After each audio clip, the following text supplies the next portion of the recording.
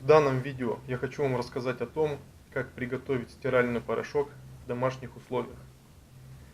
Для приготовления стирального порошка нам понадобится хозяйственное мыло и обычная пищевая сода. Сразу расскажу о плюсах данного стирального порошка. Первый его плюс — это, так сказать, его натуральность. Данный стиральный порошок не содержит каких-либо химических примесей, и он абсолютно безвреден для кожи. Ну и второй его плюс — это его цена. Хозяйственное мыло стоит в пределах 15-16 рублей за кусок, и пищевая сода в пределах 20 рублей. Для того, чтобы приготовить стиральный порошок, нам нужно натереть на терке хозяйственное мыло и к образовавшейся массе добавить пищевую соду.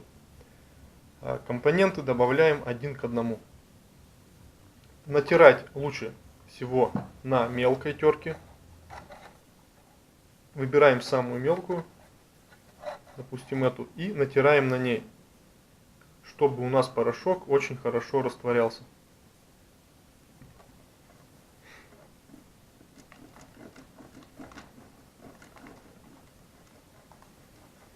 Перед тем, как натирать, лучше всего мыло заморозить. Итак, мыло я натер на терке. Теперь осталось лишь добавить пищевую соду к нему.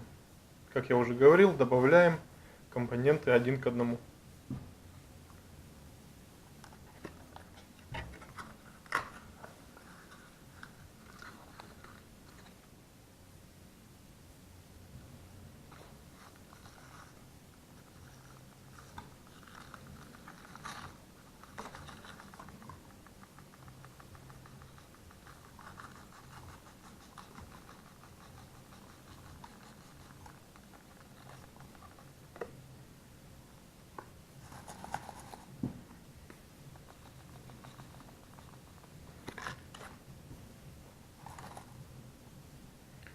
Теперь все это перемешиваем.